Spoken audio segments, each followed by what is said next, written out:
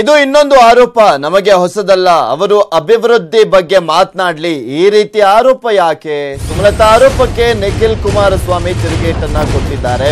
ಇದು ಮತ್ತೊಂದು ಆರೋಪ ಅಷ್ಟೇ, ನಮಗೆ ಇದೇನು ಹೊಸದಲ್ಲ ಅಂತ ಹೇಳಿದ್ದಾರೆ. ಅವರು ಅಭಿವೃದ್ಧಿ ಬಗ್ಗೆ ಮಾತನಾಡ್ಲಿ, ಈ ರೀತಿಯ ಆರೋಪವನ್ನ ಯಾಕೆ ಮಾತನಾಡ್ತಾ ಇದ್ದಾರೆ, ಯಾಕೆ ಮಾಡ್ತಾ ಇದ್ದಾರೆ ನಮ್ಮ ಮೇಲೆ? ಸುಮಲತಾ ಆರೋಪಕ್ಕೆ ನಿಖಿಲ್ ಕುಮಾರಸ್ವಾಮಿ ತಿರುಗೇಟನ್ನ ಕೊಟ್ಟಿದ್ದಾರೆ. ಯಾರು ಆಫರ್ ಮಾಡಿದ್ದಾರೆ ಅಂತ ಮೊದಲು ತಿಳಿಸ್ಲಿ. ನಮ್ಮದು ರೈತರ ಪಕ್ಷ, ಪ್ರಾದೇಶಿಕ ಪಕ್ಷ, ಸಾಮಾಜಿಕ ಜಾಲತಾಣ ವಿಡಿಯೋ ಬಗ್ಗೆ ನಮಗೆ ಗೊತ್ತಿಲ್ಲ ಅಂತ ಕೂಡ ನಿಖಿಲ್ ಕುಮಾರಸ್ವಾಮಿ ಹೇಳಿದ್ದಾರೆ. ಸುಮಲತಾ ಅವರಿಗೆ ಓಪನ್ ಚಾಲೆಂಜ್ ಮಾಡ್ತೀನಿ ನಾನು ಅಂತ ಕೂಡ ಹೇಳಿದ್ದಾರೆ. ಸುಮಲತಾ ಅವರಿಗೆ ಓಪನ್ ಚಾಲೆಂಜ್ ಮಾಡ್ತಾ ಇದ್ದೀನಿ, ಎದುರಿಗೆ ಬಂದು ಅಭಿವೃದ್ಧಿ ಬಗ್ಗೆ ಮಾತನಾಡ್ಲಿ, ಅದನ್ನ ಬಿಟ್ಟು ಆರೋಪ ಮಾಡೋದು ಸರಿಯಲ್ಲ ಅಂತ ನಿಖಿಲ್ ಕುಮಾರಸ್ವಾಮಿ ಮಾತನಾಡಿದ್ದಾರೆ.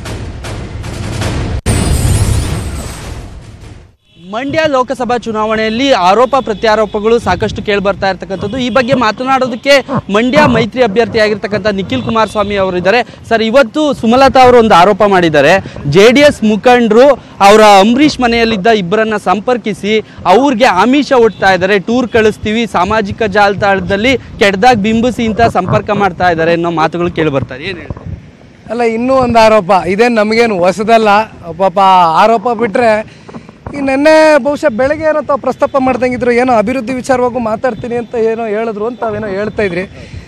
ಮಾತಾಡಲಿ ಪಾಪ, ಎಲ್ಲಿವರೆಗೂ ಮಾತಾಡ್ತಾರೆ. 18ನೇ ತಾರೀಕು ಬಂತು. ಸಾಮಾಜಿಕ ಜಾಲತಾಣದಲ್ಲಿ ನಾವು ರೈತರ ಪಕ್ಷ ಸ್ವಾಮಿ, ನಮಗೆ ಅಷ್ಟೆಲ್ಲ ನಮಗೆ ಅರಿವಿಲ್ಲ, ನಮಗೆ ಸೋಷಿಯಲ್ ಮೀಡಿಯಾ ಗೊತ್ತಿಲ್ಲ. ನಮ್ಮ ರೈತರುಗಳು ಪ್ರಾದೇಶಿಕ ಪಕ್ಷ, ನಮ್ಮ ಸೋಷಿಯಲ್ ಮೀಡಿಯಾ ಯೂಸ್ ಮಾಡಲ್ಲ. ನಾವು ಗ್ರೌಂಡ್ ರಿಯಾಲಿಟಿ ಮೇಲೆ ಹೋಗ್ತೀವಿ. ನಮಗೆ ಜನ ತುಂಬ ಪ್ರೀತಿಯಿಂದ ಸ್ವಾಗತ ಮಾಡ್ತಾ ಇದ್ದಾರೆ.